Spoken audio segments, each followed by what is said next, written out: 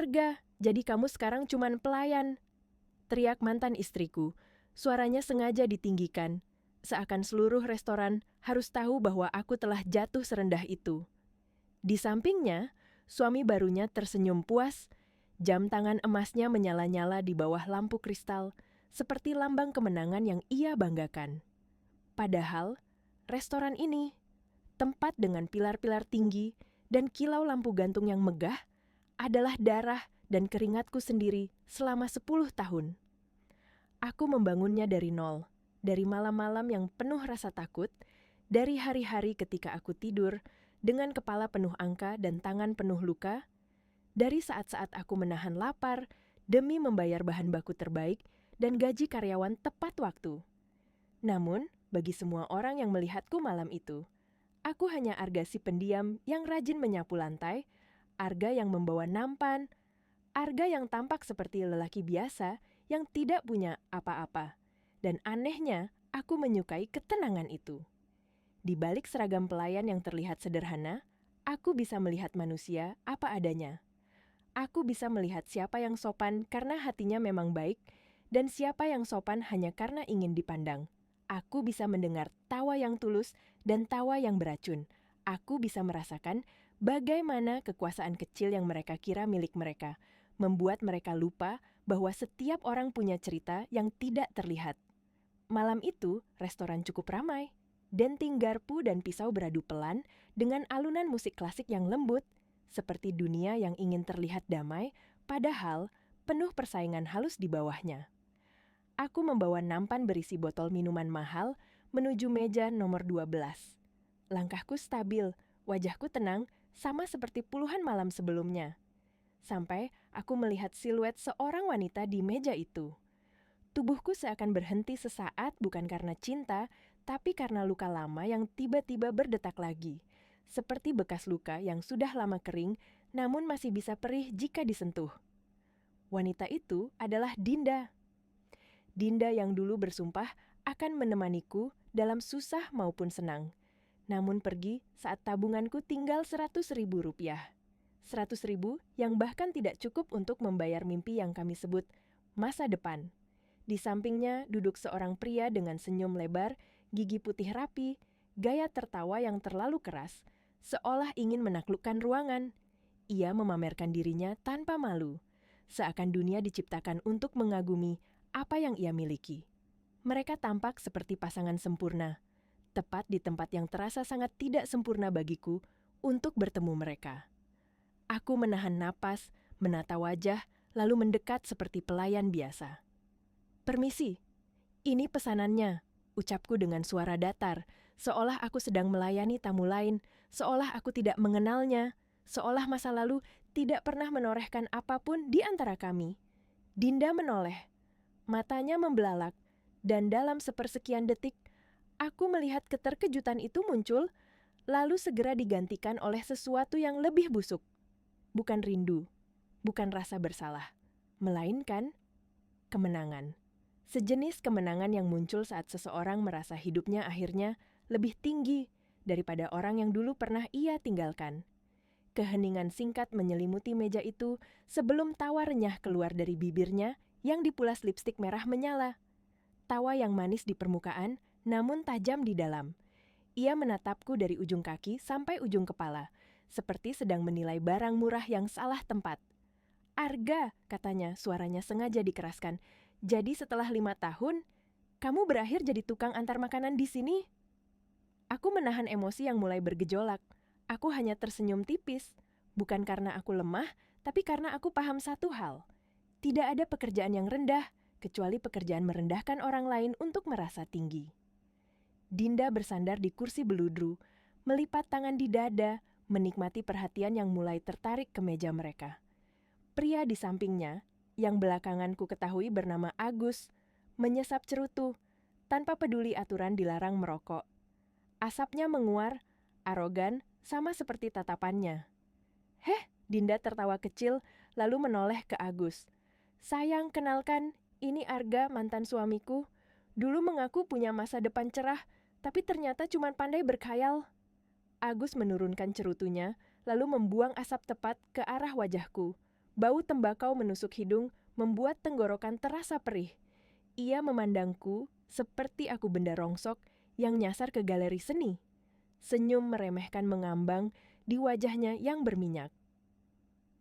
"Oh, jadi ini lelaki yang pernah kamu pilih," katanya, nadanya dibuat berat dan menghina. Penampilannya menyedihkan untuk tempat semewah ini. Aku tetap berdiri tegak. Nampan perak di tanganku tidak goyah, meski di dadaku seperti ada gemuruh. Aku bisa saja memanggil keamanan saat itu juga, menegakkan aturan, mengusir mereka karena cerutu dan keributan. Tapi tidak, terlalu cepat. Aku ingin melihat sejauh mana keangkuhan bisa membuat seseorang terbang tinggi sebelum akhirnya jatuh menghantam bumi. Dinda mengambil buku menu, membolak-baliknya dengan kasar, seakan ia sudah lahir dari keluarga bangsawan, padahal aku masih ingat jelas. Dulu ia menangis karena tidak bisa membeli sepatu murah di pasar. Kini tas bermereknya mungkin setara gaji seorang pelayan di sini selama 2 tahun. "Beri kami makanan paling mahal," katanya dingin. "Aku ragu kamu bahkan bisa menyebut nama menunya dengan benar. Tapi setidaknya jangan sampai kamu menumpahkan saus ke gaun mahal ini." Ia melempar buku menu ke meja seperti melempar kehinaan. Aku memungutnya dengan sopan. Tidak ada amarah yang kutunjukkan. Profesionalisme malam itu adalah topeng terbaikku, dan kesabaran adalah senjata yang paling sulit mereka pahami. Aku mencatat pesanan dengan teliti, memakai pena perak yang terselip di saku seragam. Pena itu hadiah dari rekan bisnis di London, tapi baginya mungkin terlihat seperti barang imitasi murahan. Saat aku hendak berbalik, Agus memanggilku dengan jentikan jari, cara paling tidak sopan yang bisa dilakukan manusia terhadap manusia lain. Ia merogoh dompet kulitnya, mengeluarkan selembar uang 100.000, lalu menjatuhkannya ke lantai dekat kakiku. "Ambil," katanya, matanya menantang. "Belilah sabun yang lebih wangi, biar bau kemiskinanmu tidak mengganggu selera makanku." Dinda tertawa cekikikan, puas, seperti baru saja memenangkan perang besar. Aku menatap uang itu di lantai, lalu aku menatap mata Agus. Bukan marah yang muncul, melainkan rasa kasihan yang dalam. Betapa rapuhnya seseorang sampai harus memakai uang untuk merasa berkuasa. Ia tidak tahu bahwa di gedung ini, aku adalah satu-satunya orang yang benar-benar menentukan siapa yang boleh merasa nyaman dan siapa yang harus keluar dengan kepala tertunduk. "Terima kasih atas perhatian Anda, Tuan," jawabku tenang. Suaraku tetap lembut dan datar. "Aku tidak memungut uang itu." Aku hanya mengangguk sopan, lalu melangkah pergi menuju dapur, meninggalkan mereka yang masih menertawakan punggungku.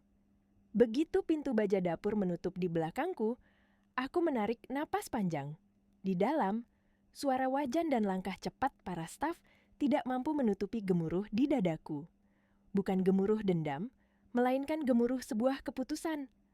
Permainan ini baru saja dimulai, dan aku sudah tidak sabar menunggu saat mereka menyadari bahwa pelayan yang mereka injak-injak adalah orang yang memegang kendali atas malam mereka. Aku menyerahkan pesanan mereka kepada koki kepala, lalu berdiri sejenak di sudut dapur yang dingin. Suara wajan beradu dan langkah cepat para staf terdengar seperti gelombang yang tak pernah berhenti. Tapi di dalam dadaku ada sesuatu yang lebih keras, lebih sunyi, dan jauh lebih berat. Aku tahu Dinda tidak akan puas hanya dengan menghinaku sekali. Aku mengenalnya. Dulu, ia selalu ingin menjadi pusat perhatian, bahkan saat tidak ada alasan untuk itu. Dan malam ini, ia menemukan panggung yang terasa sempurna. Benar saja, dari celah pintu yang sedikit terbuka, aku mendengar suaranya meninggi, lantang, sengaja dibuat dramatis, sengaja disusun agar semua orang menoleh. Ia tertawa, lalu berbicara seolah sedang bercerita tentang lelucon. Padahal, yang ia lakukan adalah menelanjangi masa laluku di depan orang-orang asing. Ia berkata tentang bagaimana dulu kami pernah menghitung uang untuk makan 3 kali sehari, bagaimana ia merasa hidupnya seperti tertahan, bagaimana ia seolah menjadi korban dari mimpi yang katanya tidak pernah nyata. Ia melirik ke arahku berkali-kali, memastikan aku mendengar setiap kata, dan setiap kali ia menyebut namaku, ia mengucapkannya dengan nada yang menekan, seakan namaku adalah bukti kesalahan hidup yang ingin ia pamerkan kepada dunia. Beberapa tamu di meja lain mulai menoleh. Ada yang pura-pura tidak peduli, tapi telinganya jelas menangkap. Ada yang berbisik pelan, mungkin menebak-nebak siapa aku, mungkin menilai, mungkin menikmati drama yang bukan urusan mereka. Aku tetap di dapur, menunggu waktu yang tepat, karena aku tidak akan memberi mereka kepuasan melihatku terpancing. Aku kembali ke ruang makan, membawa sup truffle yang mereka pesan. Aromanya harum, hangat, dan mahal. Seharusnya memberi rasa nyaman. Tapi saat aku meletakkan mangkuk di depan Dinda, ia menggerakkan tangannya dengan cara yang terlalu halus untuk disebut kebetulan. Sedikit kuah panas memercik mengenai jemariku. Rasa perih itu langsung menjalar, cepat, tajam, seperti bara kecil menempel di kulit. Namun aku tidak mengerang. Aku tidak menarik tangan dengan panik. Aku hanya menarik napas pelan, menahan reaksi, seperti orang yang sudah terlalu sering belajar menelan sakit tanpa suara. Dinda mengangkat sendoknya, mencicipi sedikit, lalu memejamkan mata sejenak seakan sedang menjadi juri makanan kelas dunia. Setelah itu, ia menaruh sendok dengan dramatis. Wajahnya menampilkan ekspresi jijik yang dipaksakan, seperti ia sedang berusaha keras mencari alasan untuk merendahkan. "Ini hambar," katanya keras, cukup keras untuk memancing perhatian lagi. "Persis seperti hidupmu dulu." Lalu ia menepuk meja pelan, menoleh ke sekeliling, dan berkata dengan nada menuduh, "Panggilkan manajer, aku ingin mengadu. Ada orang tidak kompeten yang bekerja di sini." Aku menunduk sedikit, memberi penghormatan formal. Dalam hati aku, justru merasa ini semakin menarik. Mereka mengira ini hanya soal mempermalukan pelayan. Mereka tidak tahu bahwa setiap kata yang keluar dari mulut mereka adalah bukti. Setiap tindakan adalah jejak, dan setiap kesombongan selalu punya cara untuk menggali lubangnya sendiri. Aku belum sempat melangkah jauh ketika Agus kembali memanggilku. Kali ini bukan dengan jentikan jari yang malas. Kali ini dengan suara yang lebih tajam dan mata yang lebih gelap. Seolah ia mulai bosan dan ingin sesuatu yang lebih ekstrem, sesuatu yang bisa membuatku terlihat benar-benar hina. Ia mengambil beberapa lembar uang kertas, lalu memasukkannya ke dalam mangkuk sup. Uang itu basah, tenggelam, seperti ia sengaja mencemari makanan mahal hanya untuk menunjukkan bahwa uang baginya lebih berharga daripada rasa, lebih berharga daripada martabat, bahkan lebih berharga daripada aturan. "Ambil," katanya menantang, setiap suku katanya tegas. "Jangan suruh orang lain, ambil sendiri." Bau sup yang bercampur uang kertas menguar aneh di udara. Aku menatap mangkuk itu beberapa detik, lalu menatap Agus. Ia menyandarkan badan ke arahku, menampilkan dominasi fisik, seperti ingin memastikan aku merasa kecil. Jam tangan mewahnya berkilau, terkena pantulan lampu kristal. Bagi dia, itu lambang kekuasaan. Bagi aku, itu hanya benda yang tidak bisa menutupi kekosongan di dalam dirinya. Kegaduhan kecil itu mulai menyebar seperti noda. Beberapa tamu di meja seberang tampak risih. Ada yang berhenti makan, ada yang saling pandang, ada yang berbisik lebih keras. Aku mendengar kursi bergeser, dengar sendok diletakkan dengan pelan. Restoran ini biasanya penuh ketenangan, dan mereka baru saja merusaknya dengan sengaja. Agus mengangkat suaranya lebih tinggi, seolah ia pemilik tempat ini, seolah ia bisa mengendalikan semua orang hanya dengan nada bicara. "Kamu tahu," katanya sambil tertawa pendek, "aku bisa membuat tempat usaha seperti ini kesulitan kalau aku mau. Jadi, jangan coba-coba melawan perintahku." Lalu, seolah belum cukup, ia mengambil gelas di atas meja dan menjatuhkannya ke lantai. Kaca itu pecah berkeping-keping tepat di samping sepatuku yang sudah mulai usang. Bunyi pecahannya keras, mengagetkan beberapa tamu. Ada yang terkejut sampai menoleh cepat. Ada yang menutup mulut. Ada yang tampak ingin memanggil staf lain. Dinda menatap pecahan kaca itu dengan puas, lalu menatapku dengan senyum penuh racun. "Lihat itu Arga," katanya suaranya lembut tapi menusuk. "Suamiku punya segalanya, kekuasaan, harta dan masa depan. Kamu cuma punya seragam itu." Aku menahan napas, lalu perlahan berjongkok. Aku mulai memunguti pecahan kaca itu dengan tangan kosong, hati-hati agar tidak melukai siapapun. Beberapa pelayan lain mencoba mendekat untuk membantuku, tapi aku menggeleng pelan, memberi tanda bahwa ini urusanku. Aku tidak ingin ada orang lain ikut terjebak dalam permainan kotor yang mereka ciptakan. Agus tertawa melihatku berjongkok di bawah kaki mereka. Tawa itu terdengar seperti kemenangan, padahal bagi aku itu hanya puncak kebodohan. Ia menikmati pemandangan itu seakan aku sedang diberi pelajaran, seakan ia baru saja menaklukkan seseorang. Lalu ia mengeluarkan kartu identitas pegawainya dan menunjukkannya dengan gerakan cepat, seperti senjata yang ia banggakan. Ia mengancam akan membawa pemeriksa besok pagi, akan menggeledah pembukuan restoran ini, akan mencari-cari kesalahan sampai tempat ini jatuh. Ia bicara seolah semua orang harus gemetar. Aku tetap memunguti pecahan kaca satu demi satu tanpa terburu-buru. Di dalam hati, aku justru merasa geli. Agus tidak tahu bahwa setiap rupiah pajak restoran ini sudah dibayar dengan rapi. Setiap laporan sudah diperiksa berkali-kali, setiap dokumen tersimpan bersih, seperti cermin. Ia mengira ancaman itu akan membuatku runtuh, padahal ancaman itu justru menambah keyakinanku bahwa ia sedang menggali lubangnya sendiri. Dinda dan Agus menganggap diamnya aku sebagai ketakutan. Mereka mengira aku tunduk karena tidak punya pilihan. Padahal, yang mereka lihat hanyalah ketenangan sebelum badai. Ketenangan seorang pria yang memilih waktu terbaik untuk menjatuhkan kebenaran tepat di tempat yang paling menyakitkan. Aku masih merunduk di dekat pecahan kaca itu ketika Agus terus mengoceh. Suaranya seperti palu yang sengaja dipukulkan berkali-kali ke harga diri seseorang. Ia berkata, akan membawa pemeriksa besok pagi, akan membongkar pembukuan, akan mencari-cari kesalahan sampai restoran ini jatuh. Dinda ikut menimpali, tertawa kecil, menambahkan bumbu hinaan seakan semua ini adalah hiburan terbaik dalam hidupnya. Aku mengangkat kepala perlahan, lalu mengangguk dengan sopan, senyum tipis di bibirku. Baik tuan, ucapku pelan, terdengar seperti kalimat tunduk, tapi menyimpan sesuatu yang tidak mereka pahami. Dinda mencibir, seolah kalimat itu adalah bukti aku menyerah. Agus tertawa puas, dan aku membiarkan mereka merasa menang untuk sesaat lagi. Aku melangkah menuju dapur dengan langkah tenang, mengabaikan panas yang masih menyengat di jemariku akibat percikan sup tadi. Di tengah langkah itu, aku melihat Pak Hendra, manajer restoran, berdiri tidak jauh dari pintu dengan wajah tegang. Matanya menatapku seperti ingin bertanya, seperti ingin bergerak, seperti ingin membela. Aku hanya menggeleng pelan, halus sekali, sebuah kode kecil bahwa semuanya masih dalam kendali. Di wastafel dapur, aku membuka keran dan membiarkan air dingin mengalir membasuh luka kecil itu.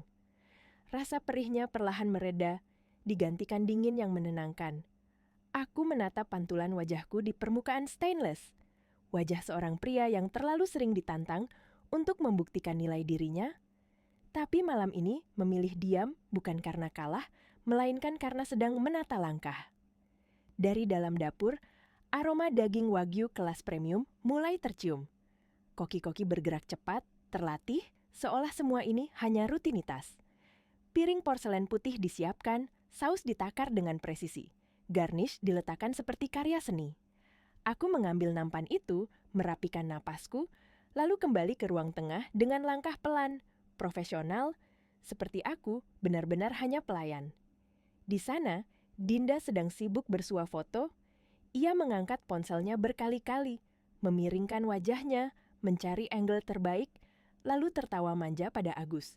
Mereka tidak makan untuk menikmati rasa. Mereka makan untuk membuktikan sesuatu pada dunia. Mereka ingin semua orang tahu mereka berhasil, mereka hebat, mereka lebih tinggi daripada orang lain. Aku menyajikan daging itu tepat di depan mereka dengan gerakan yang rapi dan presisi. Tidak ada tremor, tidak ada kekacauan. Aku menaruh pisau steak dengan arah yang sempurna, menyesuaikan posisi gelas, memastikan semuanya terlihat seperti pelayanan terbaik di restoran bintang 5.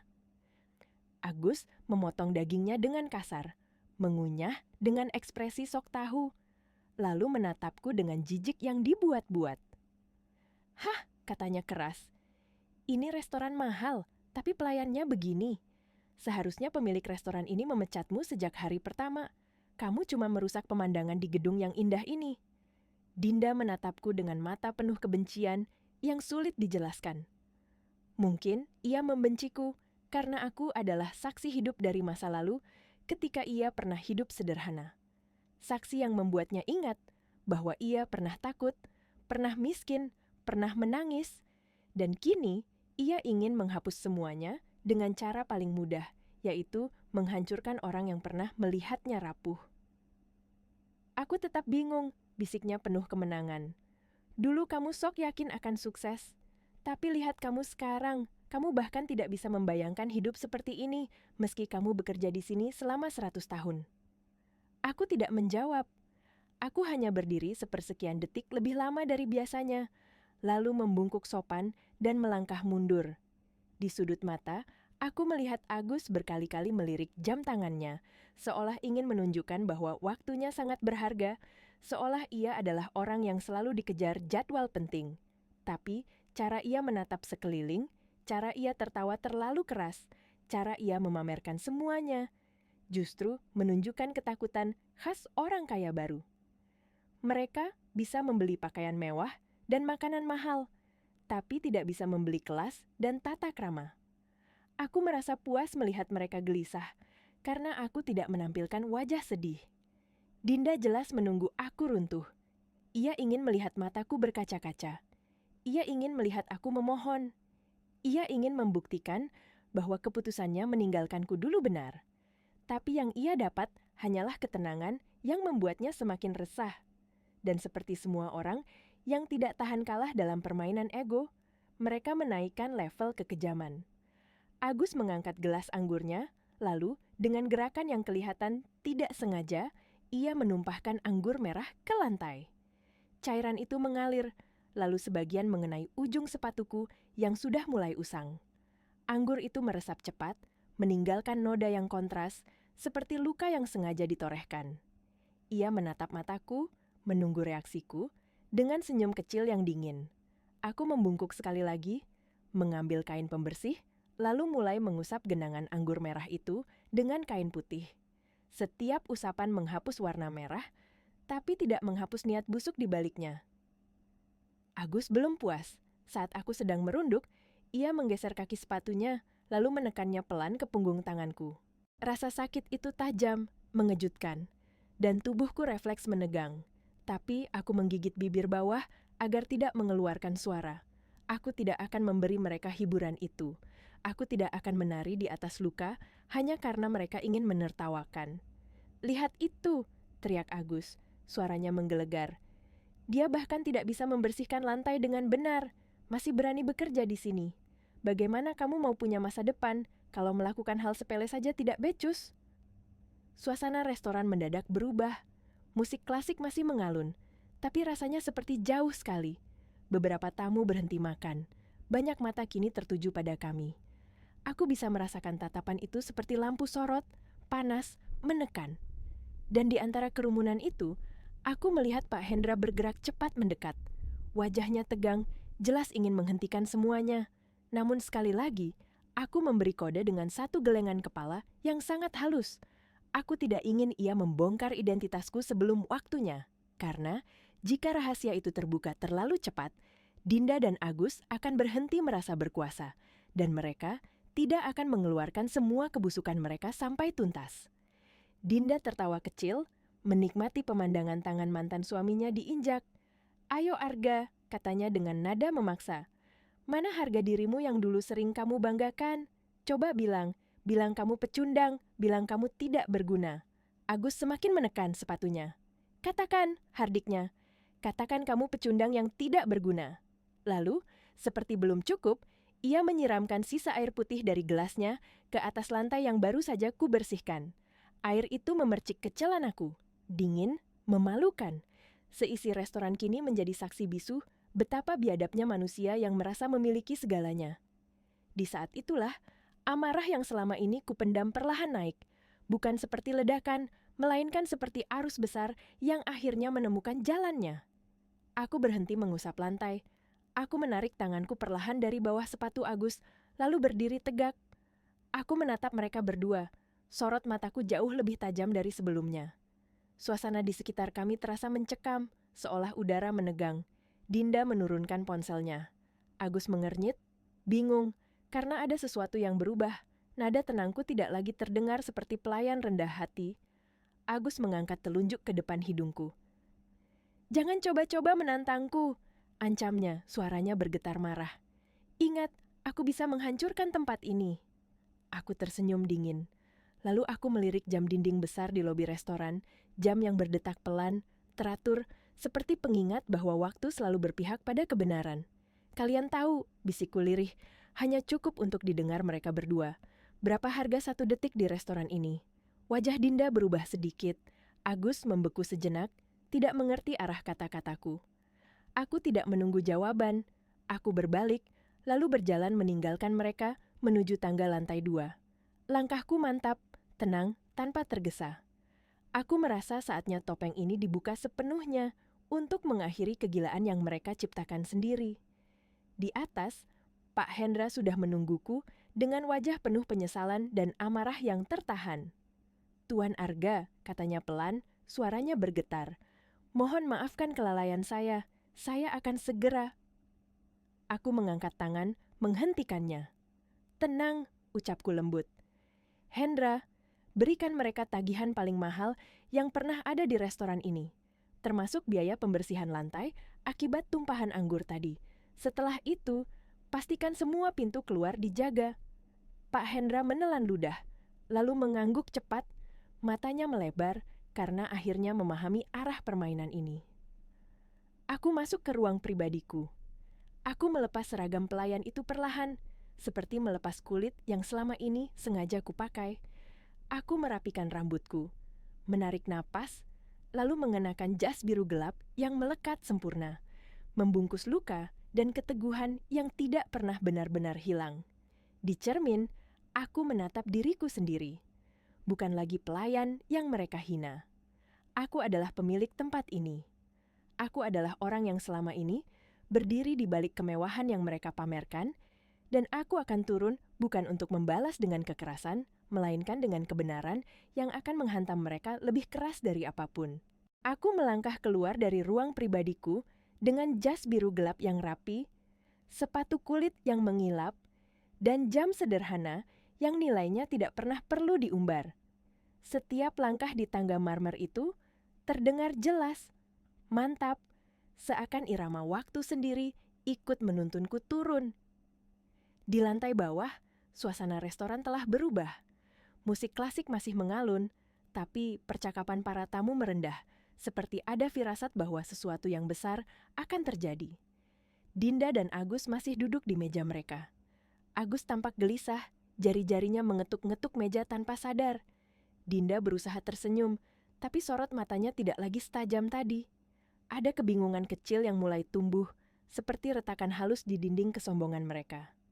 Mereka menoleh saat mendengar langkahku mendekat, dan aku melihat jelas perubahan ekspresi di wajah mereka. Untuk pertama kalinya malam itu, mereka terdiam. Agus menyipitkan mata, menatapku dari kepala hingga kaki. Jas itu terlalu pas untuk sekadar pelayan. Cara aku berjalan terlalu tenang untuk seseorang yang baru saja diinjak-injak. Dan cara semua staf menoleh ke arahku dengan hormat, memberi ruang tanpa perlu diminta, mulai memantik ketidaknyamanan yang nyata. Pak Hendra berjalan di belakangku, berdiri sedikit ke samping dengan sikap hormat yang jelas terlihat. Seorang kepala pelayan lain segera menghampiri, menunduk singkat, lalu menyingkir. Semua gerakan itu seperti potongan puzzle yang tiba-tiba mulai menyatu di kepala Dinda dan Agus, meski mereka belum berani menyebutkannya dengan suara keras. Aku berhenti di sisi meja mereka. Tidak lagi membawa nampan, tidak lagi membungkuk. Aku berdiri tegak, sejajar, menatap mereka dengan sorot mata yang sama sekali berbeda dari sebelumnya. Dinda menelan ludah. Bibirnya terbuka sedikit, tapi tidak ada suara yang keluar. Matanya beralih dari wajahku ke Pak Hendra, lalu kembali lagi padaku, seolah mencari kepastian bahwa ini bukan mimpi buruk yang datang terlalu cepat. Agus tertawa kecil, tawa yang dipaksakan, yang terdengar kosong. "Apa ini?" katanya mencoba mempertahankan nada congkak. "Kamu pikir ganti baju bisa bikin kamu terlihat penting?" Aku tersenyum tipis, senyum yang tenang, bukan senyum pelayan, bukan pula senyum orang yang ingin membuktikan sesuatu. Ini senyum seseorang yang akhirnya berhenti berpura-pura. "Pak Hendra," ucapku pelan tapi jelas. "Sudahkah Anda menyampaikan tagihan kepada tamu kita?" Pak Hendra mengangguk cepat. "Sudah, Tuan," jawabnya, suaranya tegas dan penuh hormat. Kata itu menggantung di udara. "Tuan," wajah Dinda memucat. Agus berhenti tertawa. Tangannya yang tadi mengetuk meja kini diam membeku. Ia menoleh cepat ke Pak Hendra, lalu kembali ke arahku, seolah ingin menyangkal apa yang baru saja ia dengar. "Apa maksudmu, Tuan?" Suara Agus terdengar lebih rendah, tidak lagi penuh tekanan, justru mengandung kegelisahan yang sulit disembunyikan. Aku menarik kursi kosong di samping meja mereka, lalu duduk dengan tenang. Gerakan sederhana itu terasa seperti deklarasi diam-diam bahwa permainan telah berakhir. "Maksud saya," kataku perlahan, "restoran ini milik saya." Kalimat itu jatuh pelan, tapi dampaknya terasa seperti dentuman. Beberapa tamu terdekat terdiam, berpura-pura tidak mendengar, tapi telinga mereka jelas terbuka lebar. Dinda menutup mulutnya dengan tangan, napasnya tertahan. Matanya berkaca-kaca, bukan karena haru, melainkan karena kenyataan yang datang terlalu telanjang. "Tidak mungkin," bisik Dinda, suaranya gemetar. Kamu cuma pelayan?" potongku lembut. "Itu peran, pilihan, bukan nasib." Aku menatapnya dalam-dalam. Tidak ada kebencian di mataku, hanya kebenaran yang tidak lagi bisa ia hindari. Aku ingin ia melihat dengan jelas siapa yang selama ini ia remehkan, siapa yang ia tinggalkan karena dianggap tidak punya masa depan. Agus berdiri setengah dari kursinya, wajahnya memerah. "Ini lelucon," katanya keras, mencoba mengembalikan kontrol. "Aku tidak peduli siapa kamu. Aku tamu di sini. Aku punya hak." Aku mengangguk pelan. "Benar, Anda tamu. Dan sebagai tamu, Anda berkewajiban menghormati tempat ini dan orang-orang yang bekerja di dalamnya." Aku memberi isyarat kecil dengan tanganku. Dua petugas keamanan berpakaian rapi segera berdiri tidak jauh dari meja kami. Tanpa suara, tanpa gestur berlebihan. Kehadiran mereka tenang tapi tegas. Aku melanjutkan, nadaku tetap datar. "Anda telah melanggar beberapa aturan malam ini. Merokok di area terlarang, mengganggu kenyamanan tamu lain, merusak properti, dan yang paling serius, memperlakukan staf kami dengan cara yang tidak manusiawi." Dinda menunduk. Bahunya sedikit bergetar. Mungkin untuk pertama kalinya malam itu, ia merasa kecil, bukan karena aku meninggikan suara, tapi karena kenyataan itu sendiri sudah cukup untuk menghancurkannya.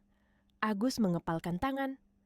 "Kamu tidak bisa melakukan ini padaku," katanya. Nadanya hampir memohon, meski masih dibungkus amarah. "Kamu tahu siapa aku?" Aku tersenyum tipis. "Saya tidak perlu tahu siapa Anda untuk tahu apa yang Anda lakukan." Aku menoleh ke Pak Hendra. "Silakan lanjutkan prosedurnya." Pak Hendra mengeluarkan map hitam dan membuka halaman tagihan. Angkanya disebutkan dengan jelas, rinci, termasuk biaya kerusakan dan kompensasi bagi staf yang dirugikan. Nominalnya besar, jauh lebih besar dari yang Agus bayangkan. Wajahnya semakin tegang seiring setiap angka diucapkan. "Ini pemerasan," hardik Agus. "Tidak," jawabku tenang. "Ini konsekuensi." Aku lalu menoleh ke Dinda. Suaraku melunak sedikit, bukan karena iba, tapi karena aku ingin menutup masa lalu dengan cara yang bersih. "Dinda," kataku pelan, "dulu kamu pergi karena kamu tidak percaya pada proses. Kamu ingin hasil instan. Malam ini, kamu melihat hasil dari proses itu, dan kamu menginjaknya." Air mata akhirnya jatuh di pipinya. Ia menggigit bibir, menahan isak. "Aku tidak tahu," bisiknya. "Aku tahu," jawabku singkat. "Dan itu cukup." Aku berdiri. Jas biru gelap itu bergerak mengikuti tubuhku dengan tenang. Aku menatap Agus satu kali lagi, cukup lama untuk memastikan ia mengerti bahwa kekuasaan yang sejati tidak perlu teriak atau pamer. "Silakan selesaikan tagihan," kataku pada mereka berdua.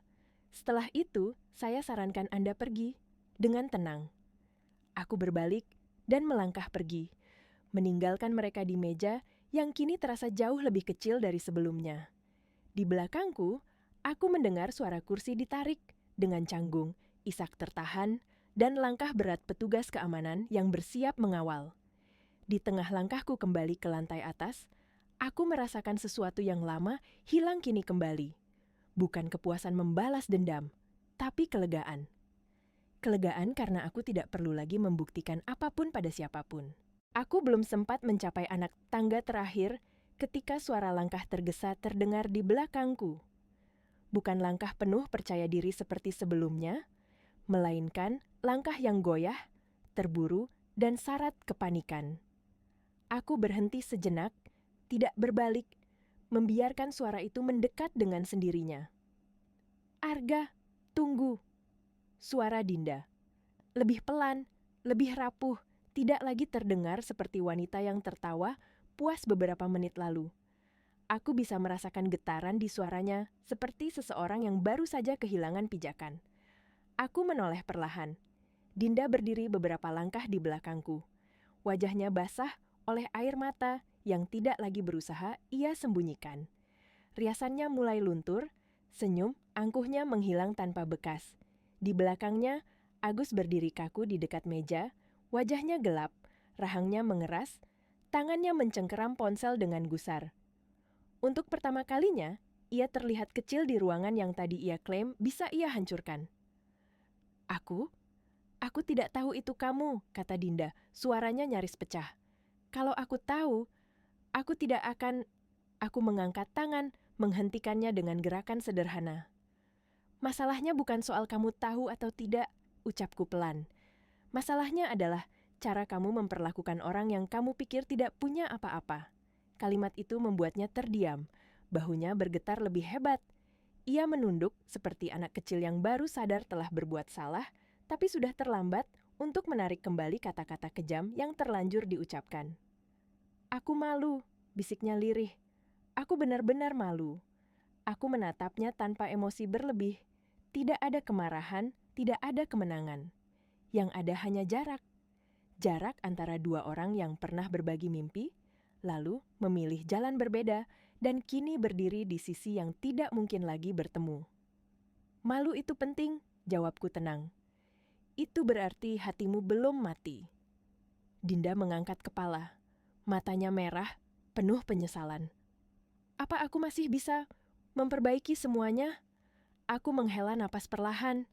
"Beberapa hal tidak perlu diperbaiki," kataku.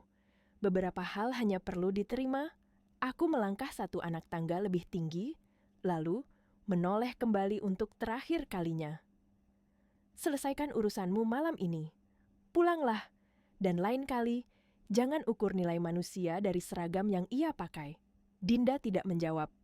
Ia hanya mengangguk kecil, seperti seseorang yang baru saja menerima vonis paling jujur dalam hidupnya. Di belakangnya, Agus akhirnya meledak. "Ini belum selesai," teriaknya, suaranya serak, penuh amarah yang tidak lagi berwibawa. "Kamu pikir ini akhir? Kamu akan menyesal mempermalukanku di depan umum." Aku berhenti lagi. Kali ini, aku berbalik sepenuhnya menghadapnya. "Tidak," kataku dengan suara datar, namun tegas. "Yang mempermalukanmu adalah caramu sendiri." Aku melangkah turun satu anak tangga, mendekatinya. Jarak kami kini hanya beberapa langkah. Ia menegakkan tubuh, mencoba tampak berani, tapi matanya gelisah. Ia tahu, ia sangat tahu. Permainan telah selesai dan ia kalah telak. "Dengarkan baik-baik," lanjutku. "Aku tidak akan melaporkanmu. Aku tidak akan mengejarmu. Aku bahkan tidak ingin mengingatmu setelah malam ini. Tapi, jika suatu hari kamu kembali ke tempat ini, atau ke tempat manapun, dan mengulang cara yang sama pada orang lain, aku jamin dunia akan memperlakukanmu jauh lebih keras daripada aku malam ini." Keheningan menyelimuti kami. Musik klasik kembali terdengar jelas, seolah dunia memutuskan untuk berjalan lagi setelah drama kecil itu berakhir. Agus menelan ludah. Tidak ada jawaban, tidak ada ancaman lanjutan.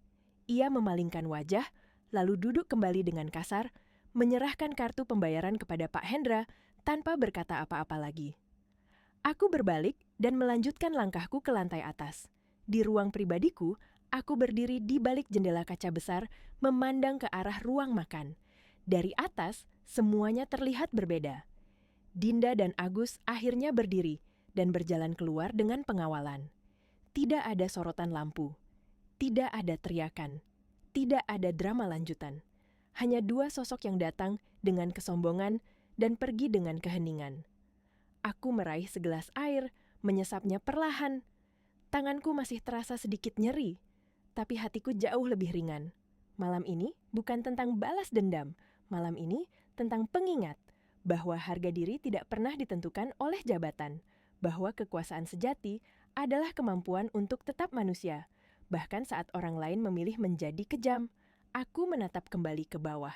Para tamu mulai kembali berbincang, tawa kecil muncul lagi. Pelayan-pelayan kembali bekerja dengan senyum lega. Restoran ini hidup lagi seperti biasa, dan aku tahu, mulai malam ini, aku tidak perlu lagi bersembunyi di balik seragam untuk memahami satu hal sederhana. Kebenaran, pada akhirnya, selalu menemukan jalannya sendiri. Malam semakin larut, tapi aku belum meninggalkan ruang pribadiku. Dari balik kaca, aku masih memandangi restoran yang perlahan kembali ke ritmenya. Ada sesuatu yang terasa berbeda di udara. Bukan lagi ketegangan, melainkan kelegaan yang halus, seperti napas panjang setelah menahan terlalu lama. Para staf bekerja dengan langkah lebih ringan, seolah beban yang tak terlihat telah terangkat dari pundak mereka. Aku turun kembali ke lantai bawah, kali ini tanpa tergesa. Beberapa pelayan menoleh, mata mereka bertemu denganku, dan senyum kecil muncul satu persatu. Bukan senyum penjilat, melainkan senyum hormat yang lahir dari rasa aman. Aku membalasnya dengan anggukan pelan. Tidak perlu kata-kata. Mereka tahu aku melihat mereka, dan aku ingin mereka tahu itu cukup. Pak Hendra mendekat, suaranya direndahkan. Ia meminta izin untuk berbicara sebentar. Kami berdiri di sisi ruangan, jauh dari meja tamu. Ia menyampaikan laporan singkat tentang kondisi lantai, staf yang terkena dampak, dan pembayaran yang telah selesai diproses. Aku mendengarkan tanpa memotong, lalu mengangguk. Pastikan staf yang terluka mendapat perawatan, kataku pelan. Dan beri mereka waktu istirahat besok. Tidak perlu dipotong gaji. Pak Hendra tampak lega. Baik, Tuan. Aku melanjutkan berjalan menyusuri ruang makan. Beberapa tamu menatapku dengan rasa ingin tahu, sebagian lagi kembali fokus pada piring mereka. Aku berhenti di dekat meja seorang wanita tua yang sejak tadi memperhatikanku. Matanya lembut, senyumnya hangat. "Terima kasih," katanya lirih. "Anda mengingatkan kami bahwa kebaikan masih punya tempat." Aku tersenyum tipis. "Terima kasih sudah merasa nyaman di sini." Ia mengangguk, lalu kembali ke makanannya. Aku melangkah pergi, membiarkan kata-kata itu menetap sebentar di dadaku. Kebaikan memang sering terlihat kecil, tapi dampaknya jarang kecil. Di dapur, aku menyapa koki kepala. Kami bertukar beberapa kalimat singkat tentang menu malam itu. Aku memuji konsistensi rasa, ia tersenyum bangga. Tidak ada jarak berlebihan, tidak ada basa-basi kosong, hanya rasa saling percaya yang terbangun dari waktu dan kerja keras. Ketika jam menunjukkan hampir tutup, aku kembali ke ruang pribadiku. Aku duduk, melepas jas, dan merapikan napas. Bayangan Dinda sempat melintas, tapi tidak lagi menyakitkan. Ia hanyalah bagian dari masa lalu yang sudah menyelesaikan perannya. Yang tersisa hanyalah pelajaran, dan aku memilih menyimpannya tanpa dendam. Aku menatap cermin. Wajahku terlihat lelah, tapi tenang. Aku teringat malam-malam awal membangun tempat ini, saat aku membersihkan lantai sendiri, saat aku memasak menu percobaan, hingga dini hari, saat aku gagal dan bangkit lagi. Semua itu nyata. Dan malam ini, semua itu terasa bermakna. Aku mematikan lampu ruang pribadiku, lalu berjalan keluar. Restoran telah sepi, kursi-kursi rapi, lantai bersih, pintu-pintu terkunci dengan aman. Di luar, udara dingin menyambut, membawa ketenangan yang jujur. Aku melangkah ke mobil, menutup pintu perlahan, dan menatap ke depan. Tidak ada euforia. Tidak ada keinginan untuk merayakan, hanya keyakinan yang tenang bahwa aku telah memilih jalan yang benar, karena pada akhirnya hidup bukan tentang membuktikan siapa yang paling tinggi. Hidup adalah tentang menjaga agar kita tidak kehilangan diri sendiri saat diberi kesempatan untuk menjatuhkan orang lain. Mobil melaju perlahan meninggalkan halaman restoran. Lampu-lampu kota memantul di kaca depan, berpendar seperti potongan-potongan ingatan yang ikut bergerak bersamaku. Di dalam keheningan kabin, aku akhirnya merasakan kelelahan yang jujur. Bukan lelah karena marah, melainkan lelah setelah menutup satu bab panjang dalam hidupku. Di lampu merah pertama, ponselku bergetar. Sebuah pesan masuk. Nama Dinda muncul di layar. Aku tidak langsung membukanya. Aku tahu isinya tanpa perlu membaca. Penyesalan selalu datang terlambat. Dan malam ini bukan waktu untuk membuka kembali pintu yang sudah kututup dengan tenang. Lampu berubah hijau. Aku melanjutkan perjalanan. Sesampainya di rumah, aku memarkir mobil dan duduk sejenak sebelum turun. Rumah ini tidak besar, tidak penuh hiasan mewah, tapi setiap sudutnya menyimpan ketenangan. Aku membuka pintu, disambut aroma kopi yang masih tersisa dari pagi tadi. Aku menyalakan lampu ruang tamu, lalu duduk di sofa, melepas sepatu dengan gerakan lambat. Ponselku kembali bergetar. Kali ini pesan kedua, lalu ketiga. Aku menarik napas, lalu membuka salah satunya. Isinya singkat, berantakan, penuh kata maaf yang ditulis tergesa. Tentang bagaimana ia salah menilai. Tentang bagaimana ia merasa bodoh. Tentang bagaimana ia ingin berbicara. Aku membaca tanpa emosi yang bergolak. Tidak ada dendam. Tidak ada rindu. Hanya jarak yang sudah terlalu jauh untuk dijembatani dengan kata-kata. Aku membalas satu kalimat saja. Jaga dirimu. Belajarlah menghormati orang lain. Lalu aku meletakkan ponsel terbalik di meja. Aku berdiri, menuju jendela besar, menatap langit malam. Ada bintang yang samar, nyaris tak terlihat karena cahaya kota, tapi tetap ada. Aku tersenyum kecil. Tidak semua hal harus terlihat terang untuk tetap nyata. Keesokan paginya, aku bangun lebih awal dari biasanya. Matahari baru saja naik, cahayanya lembut. Aku menyeduh kopi sendiri, berdiri di dapur sederhana, dan untuk pertama kalinya setelah sekian lama, aku merasa benar-benar ringan. Tidak ada bayangan masa lalu yang menekan. Tidak ada kebutuhan untuk membuktikan apapun. Di restoran, pagi itu terasa berbeda. Para staf menyapaku dengan lebih hangat. Bukan karena takut, bukan karena kagum berlebihan, melainkan karena rasa aman. Aku mengumpulkan mereka sebentar, berbicara singkat tentang profesionalisme, tentang saling menghormati, tentang bagaimana tidak ada satupun dari mereka yang pantas diperlakukan rendah. Aku tidak menyebut nama, tidak menyebut kejadian, tidak perlu, mereka mengerti. Saat aku kembali ke ruanganku, aku melihat seragam pelayan yang tadi malam kugunakan, tergantung rapi. Aku memandanginya sejenak. Seragam itu bukan simbol kehinaan, ia adalah pengingat bahwa aku pernah berdiri di posisi yang sering diremehkan, dan karena itu, aku tidak akan pernah lupa bagaimana rasanya diperlakukan tidak adil. Aku menutup lemari dengan pelan. Di luar, restoran kembali sibuk menyambut hari. Dan aku tahu, apapun yang akan datang setelah ini, aku siap menghadapinya tanpa harus merendahkan siapapun untuk berdiri tegak. Karena harga diri sejati tidak perlu diumumkan. Ia terlihat dari cara kita memperlakukan orang lain, terutama saat kita memiliki kuasa untuk berbuat sebaliknya. Hari-hari berlalu dengan ritme yang tenang. Tidak ada lagi drama, tidak ada bisikan yang mengusik. Restoran berjalan seperti biasa, bahkan terasa lebih hidup. Senyum para staf lebih tulus, langkah mereka lebih ringan, dan suasana hangat itu menular kepada para tamu. Aku sering turun ke lantai bawah, bukan untuk mengawasi, melainkan untuk mendengar. Mendengar cerita kecil, keluhan sederhana, dan tawa yang jujur.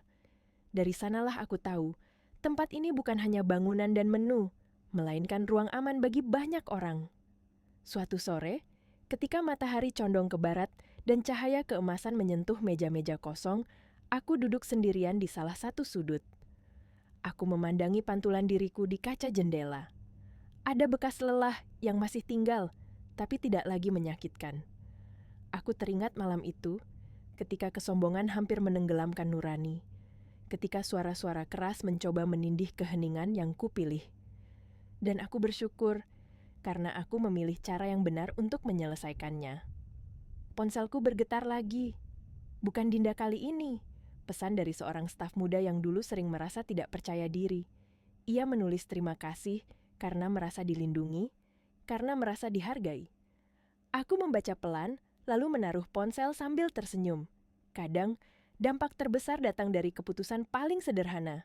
Malamnya, sebelum pulang, aku berjalan menyusuri dapur yang sudah bersih.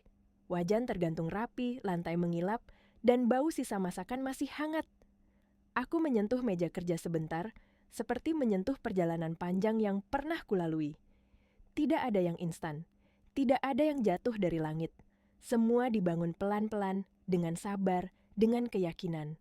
Di luar, angin malam berembus lembut. Aku berdiri sejenak, menghirup udara, lalu melangkah pergi. Aku tidak tahu apa yang akan terjadi esok hari, tapi satu hal pasti, aku tidak akan lagi menyembunyikan siapa diriku untuk memahami orang lain. Aku sudah memahaminya. Dan jika suatu hari aku kembali mengenakan seragam sederhana itu, bukan karena aku harus, melainkan karena aku ingin selalu ingat dari mana aku datang dan bagaimana aku memilih untuk tetap menjadi manusia. Beberapa minggu kemudian, aku berdiri di depan restoran saat hujan turun pelan. Tetesannya jatuh teratur di kanopi, menciptakan suara yang menenangkan. Aku menyukai momen seperti ini saat dunia terasa lebih lambat, lebih jujur. Dari balik kaca, aku melihat para staf bersiap menyambut malam dengan senyum yang sama seperti hari-hari sebelumnya. Tidak ada ketegangan, tidak ada rasa takut, hanya rutinitas yang dijalani dengan kepala tegak. Aku teringat satu kalimat yang pernah kudengar dulu, saat aku masih benar-benar tidak punya apa-apa. Katanya, kekayaan terbesar seseorang adalah saat ia tidak lagi perlu membuktikan dirinya pada siapapun. Dulu aku tidak mengerti, kini aku paham sepenuhnya. Kadang-kadang bayangan Dinda masih muncul, tapi tidak lagi membawa luka. Ia hanya pengingat tentang pilihan, tentang bagaimana manusia bisa tersesat saat mengejar pengakuan, dan bagaimana penyesalan selalu datang ketika harga yang dibayar terlalu mahal. Aku berharap ia belajar, bukan untukku, tapi untuk dirinya sendiri. Aku melangkah masuk, menyapa beberapa tamu yang sudah duduk. Mereka membalas dengan anggukan ramah. Tidak ada yang tahu cerita lengkap tentang malam itu, dan aku tidak merasa perlu menceritakannya. Kisah ini bukan untuk dipamerkan. Kisah ini hanya perlu hidup di dalam diriku. Saat malam semakin ramai, aku berdiri di sudut ruangan, memperhatikan. Seorang pelayan muda hampir menjatuhkan nampan, lalu tertawa gugup saat tamu di depannya tersenyum dan membantunya. Aku ikut tersenyum. Inilah yang ingin kulihat. Manusia memperlakukan manusia lain dengan layak, tanpa memandang seragam, jabatan, atau saldo rekening. Aku tahu hidup akan terus menguji. Akan selalu ada orang yang mengukur nilai dari luar, yang meremehkan karena merasa lebih tinggi. Tapi aku juga tahu, selama aku menjaga cara memandang orang lain, aku tidak akan kehilangan arah. Malam itu, sebelum pulang, aku berdiri di depan pintu restoran, mematikan lampu satu persatu. Dalam gelap yang perlahan datang, aku merasa damai. Tidak ada sorak kemenangan, tidak ada tepuk tangan, hanya ketenangan yang tulus. Karena pada akhirnya, yang paling penting bukanlah siapa yang berdiri paling tinggi, melainkan siapa yang tetap memilih untuk berdiri dengan hati yang utuh. Malam itu berakhir seperti malam-malam lainnya, sunyi dan sederhana. Namun, di dalam diriku, ada sesuatu yang benar-benar telah selesai. Aku berjalan pulang dengan langkah ringan, seolah beban yang selama ini menempel diam-diam di punggungku, akhirnya jatuh tanpa suara. Tidak ada lagi bayangan yang mengejar, tidak ada lagi pertanyaan yang menuntut jawaban. Di rumah, aku duduk di kursi dekat jendela, menatap jalan yang lengang. Lampu-lampu rumah tetangga satu persatu padam, dunia beristirahat. Dan untuk pertama kalinya setelah sekian lama, aku ikut beristirahat tanpa rasa gelisah. Aku tidak lagi bertanya, apakah aku cukup berhasil? cukup dihormati, atau cukup diakui. Semua itu terasa tidak penting dibandingkan ketenangan yang kurasakan sekarang. Aku menyadari satu hal sederhana. Selama ini, aku tidak pernah benar-benar marah pada Dinda atau siapapun yang meremehkanku. Yang aku lawan adalah rasa kecil di dalam diriku sendiri, rasa takut bahwa mungkin mereka benar, bahwa mungkin aku memang tidak cukup. Malam di restoran itu bukan tentang membungkam orang lain, itu tentang membungkam keraguan yang pernah hidup di kepalaku. Keesokan harinya, aku kembali menjalani rutinitas. Aku tertawa bersama staf, berdiskusi tentang menu baru, mendengar ide-ide segar yang dulu mungkin terlewatkan karena kesibukan. Aku membiarkan diriku hadir sepenuhnya, tidak bersembunyi di balik peran apapun. Dan anehnya, justru di sanalah aku merasa paling bebas. Aku tahu cerita ini tidak akan terdengar luar biasa bagi semua orang. Tidak ada ledakan besar, tidak ada kemenangan yang dipamerkan. Tapi bagiku, inilah kemenangan yang paling nyata. Menang atas ego. Menang atas luka lama. Menang tanpa harus menjatuhkan siapapun. Dan jika suatu hari nanti aku kembali dipandang rendah, aku tahu aku tidak perlu membalas dengan kemarahan. Cukup dengan tetap menjadi diriku sendiri, karena kebenaran tidak butuh teriakan untuk terdengar. Aku menutup hari dengan senyum kecil, yakin bahwa hidup akan terus berjalan, membawa tantangan baru, membawa orang-orang baru. Namun satu hal tidak akan berubah. Aku akan selalu memilih untuk menghormati, bahkan saat aku memiliki alasan untuk merendahkan. Karena disitulah martabat sejati berada. Pagi berikutnya datang dengan cahaya yang jernih. Udara terasa segar, seperti dunia memberi kesempatan baru tanpa syarat apapun. Aku bangun tanpa alarm, tanpa desakan, tanpa bayangan masa lalu yang biasanya menyelinap di antara pikiranku. Ada ketenangan yang tidak bisa dijelaskan, ketenangan yang tidak lahir dari keberhasilan, melainkan dari penerimaan. Aku berjalan ke balkon kecil rumahku, memandang jalanan yang mulai ramai. Orang-orang berangkat bekerja dengan wajah masing-masing, membawa beban dan harapan mereka sendiri. Di antara mereka, mungkin ada yang merasa kecil, merasa diremehkan, merasa tidak terlihat. Aku tahu perasaan itu. Dan aku berharap, entah bagaimana, mereka menemukan kekuatan untuk bertahan tanpa harus mengeras. Di restoran, aku mengumumkan satu perubahan kecil. Bukan tentang menu atau dekorasi, melainkan tentang budaya. Aku ingin setiap orang yang bekerja di sini merasa aman untuk bersuara, merasa dihargai, merasa manusia.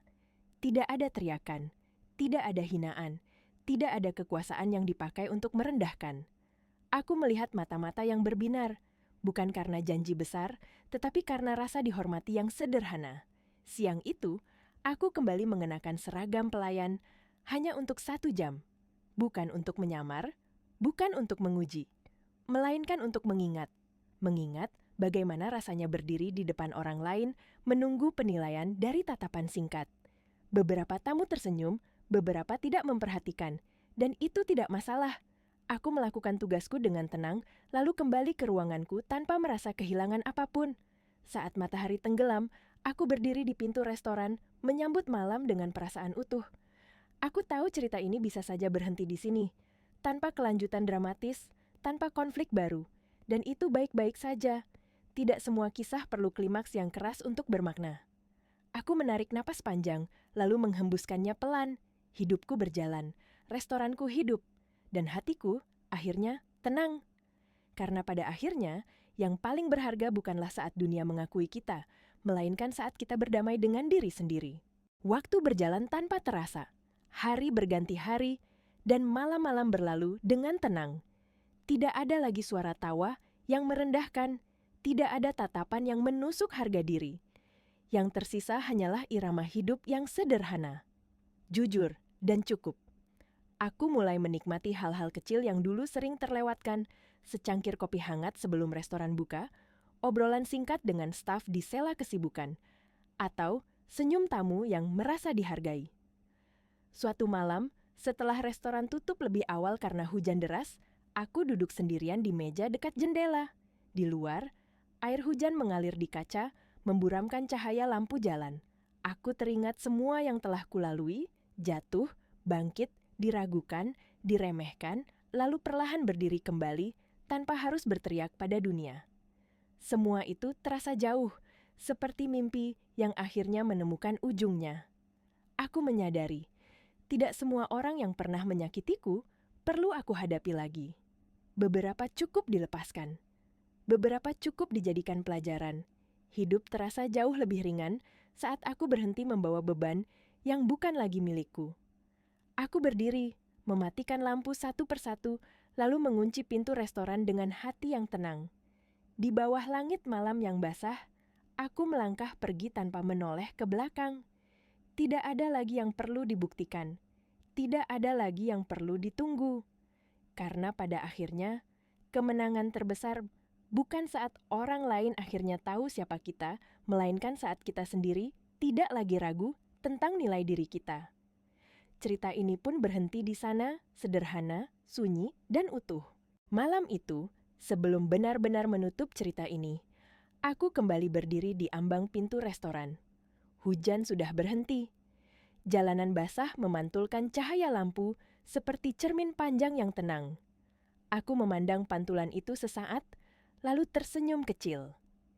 Tidak ada rasa bangga yang meledak-ledak. Tidak ada kemenangan yang ingin diumumkan. Yang ada hanya rasa cukup. Aku mengerti sekarang bahwa hidup tidak selalu memberi kita kesempatan untuk membalas dengan cara yang sama kerasnya. Kadang, hidup justru memberi kita pilihan untuk tetap lembut, dan disitulah ujian sebenarnya berada. Malam ketika aku dihina sebagai pelayan, bukanlah malam kehancuranku. Itu adalah malam ketika aku memastikan siapa diriku, dan siapa yang tidak ingin aku jadi. Aku menutup pintu restoran dengan kunci yang berbunyi pelan. Suara itu sederhana, tapi terasa seperti penanda akhir. Bukan akhir perjalanan hidup, melainkan akhir dari satu luka lama yang akhirnya sembuh tanpa bekas. Aku melangkah menjauh dengan punggung tegak, bukan karena ingin terlihat kuat, tetapi karena aku memang sudah tidak lagi merasa kecil. Jika suatu hari nanti aku kembali diremehkan, aku tahu aku tidak perlu mengangkat suara. Aku tidak perlu membuktikan apapun, karena nilai diriku tidak bergantung pada pandangan orang yang hanya melihat dari luar. Nilai itu hidup di dalam dan tidak bisa disentuh oleh hinaan siapapun. Dan mungkin, di suatu tempat, seseorang yang pernah memandang rendah orang lain akan teringat malam ini. Bukan tentang aku, tapi tentang dirinya sendiri. Tentang bagaimana kekuasaan tanpa empati hanyalah kehampaan yang disamarkan oleh kemewahan. Aku masuk ke mobil, menyalakan mesin, lalu melaju pelan menembus jalanan malam. Kota bergerak di sekelilingku, tapi di dalam hati, semuanya terasa hening dan utuh. Karena pada akhirnya, hidup bukan tentang siapa yang berdiri paling tinggi di hadapan orang lain. Hidup adalah tentang siapa yang tetap bisa menunduk tanpa kehilangan martabat, dan tetap berdiri tanpa harus menginjak siapapun.